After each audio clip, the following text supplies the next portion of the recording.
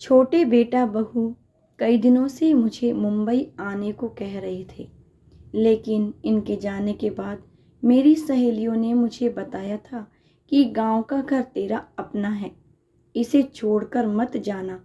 वैसे भी छोटी बहू तेज तर्रार है, उससे तेरी नहीं पटेगी। इसलिए उनके पास जाने की मेरी हिम्मत नहीं हो रही थी। ऐसा नहीं था कि यहाँ गांव में बड़े बेटा बहू मुझे बहुत प्यार से रखते थे। वास्तव में बड़ी बहू तो कभी सीधे मुंह बात भी नहीं करती थी। घर में उसके अलावा मेरे काम करने वाला कोई नहीं था और इसीलिए मजबूरन मुंह फुलाकर वो ही मेरा काम करती। फिर भी मैं सोचती कि चाहे मुंह फुलाकर ही सही, मेरा काम कर तो देती है ना, उतना ही काफ़ी है। मन को तो समझाना ही होगा। ये घर मेरा है, इसलिए मैं अधिकार से इस घर में रह सकती हूँ। यही सब सोचकर मैं मुंबई जाने से कतरा रही थी। पिछले कुछ दिनों से छोटे बेटा बहू कुछ ज़्यादा ही फोर्स कर रहे थे, इसलिए मैं उनके साथ मुंबई आ गई। घर में आने के बाद जब मैं बाथरूम गई तो बाथरूम में वेस्टर्न स्टाइल की टॉयलेट सीट देखकर मुझे आश्चर्य हुआ, क्योंकि जब फ्लैट बन रहा था तब मैंने ही जिद करके इंडियन स्टाइल की टॉयलेट सीट लगवाई थी। तब मुझे वेस्टर्न पैटर्न बिल्कुल नहीं सुहाता था, लेकिन अब घुटनों के ऑपरेशन के बाद तेज तर्रार बहू ने मेरी सुविधा का इतना ख्याल रखा, यह देखकर सुखद एहसास हुआ। दूसरे दिन शाम की चाय के बाद सब लोग हॉल में बैठे थे तो रीना, जो छोटी बहू थी, उसने कहा, मम्मी जी चलिए हम सब मॉल में घूमने चलते हैं, आप तैयार हो जाइए। मैं क्या करूँगी मॉल जाकर, जो हम सब करेंगे वो आप भी करना। नहीं बेटा, मैं घर में ही ठीक हूँ, तुम सब लोग जाओ। आखिर आप हमारे साथ मॉल में क्यों नहीं आना चाहती?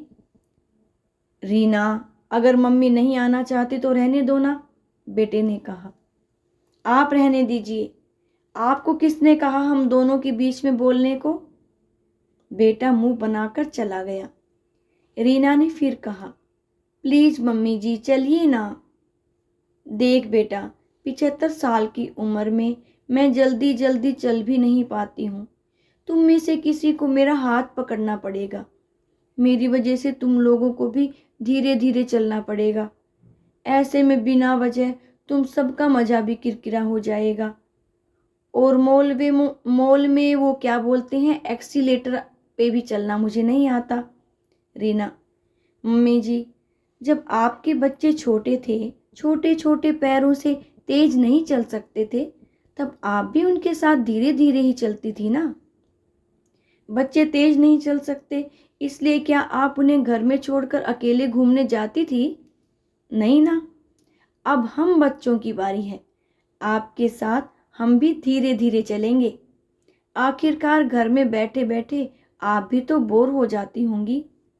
रहा सवाल एक्सीलेटर का, तो मैं हूं ना, आप बस तैयार हो जाइए। मुझे अभी बहुत काम करने हैं, अब ज़्यादा खुशामद करने मत लगाइए मुझे। इतना कहकर रीना जल्दी जल्दी किचन में चली गई। बेटे ने कहा, सॉरी मम्मी, आप बुरा मत मानिए। क्या करूं, रीना स्वभाव से ही थोड़ी तेज ही है। आजकल तो उसकी जुबान कुछ ज़्यादा ही कड़वी हो गई है। बहू की प्यार भरी डांट से मेरी आंखें भीग गई थी। मैंने कहा, बेटा, मीठा बोलने वाले तो बहुत देखे हैं, लेकिन रीना के तेज स्वभाव में भी एक अपनापन है। मैं सालों से इसी अपनेपन के लिए तरस रही थी। जाकर तू भी तैयार हो जा, नहीं तो तुझे भी डांट खानी पड़ेगी। मॉल में जाने पर मैंने देखा कि ग्राउंड फ्लोर पर तो ज़्यादा कुछ है ही नहीं, ऊपर ही जाना पड़ेगा।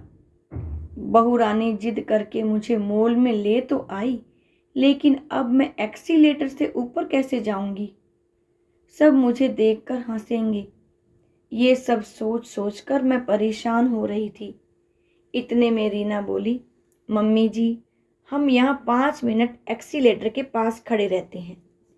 आप आते जाते लोगों को ध्यान से देखिए, वे कैसे पहली सीढ़ी पर पैर रखते हैं, कैसे बिंदास होकर एक्सीलेटर पर चलते हैं, जैसे कि घर की सीढ़ियाँ चढ़ रहे हों।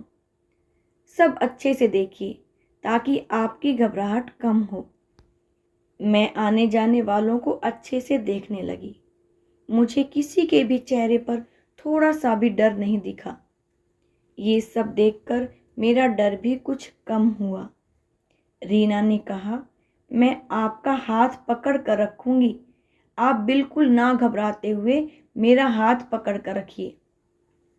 चलिए, क्या अब आप एक्सीलेटर पर चलने को तैयार हैं? हाँ, ठीक है। ऐसा कहकर मैंने रीना का हाथ कसकर पकड़ लिया। उस वक्त मुझे ऐसा लगा जैसे मैं एक बच्ची हूँ और वो मेरी माँ, जो अपने बच्चे का हाथ पकड़कर उसे एक्सीलेटर पर चलना सिखा रही है। जैसे ही हमने पहली सीढ़ी पर पैर रखा, मेरा बैलेंस थोड़ा सा बिगड़ा, लेकिन रीना का हाथ पकड़े हुए होने से जल्दी ही मैं संभल गई। मैं कुछ सोचती उसके पहले ही हम लोग ऊपर पहुंच भी गए। जब भी मैं पिक्चरों में एक्सीलेटर देखती, तब हमेशा सोचती थी कि क्या मैं भी कभी ऐसी सीढ़ियों पर चढ़ पाऊंगी। मुझ बुढ़िया को कौन ले जाएगा मॉल में, मेरे साथ धीरे धीरे कौन चलेगा। लेकिन आज मेरी तेज तर्रार बहू ने मेरा सपना पूरा कर दिया। मैं मन ही मन ईश्वर से प्रार्थना करने लगी कि काश ऐसी तेज तर्रार बहू ईश्वर सबको दे। दोस्तों, आपको मेरी ये कहानी कैसी लगी? उम्मीद करती हूँ कि अच्छी लगी होगी। तो इसे लाइक ज़रूर से कीजिएगा। मेरे चैनल पर नए हो तो चैनल को भी सब्सक्राइब कीजिएगा और अपने फ्रेंड्स में से शेयर कीजिएगा। आपके सब्सक्राइब से और लाइक से हमें बहुत मोटिवेशन मिलता है, तो सब्सक्राइब ज़रूर से कीजिएगा। बहुत बहुत धन्यवाद आपका अंत तक बने रहने के लिए।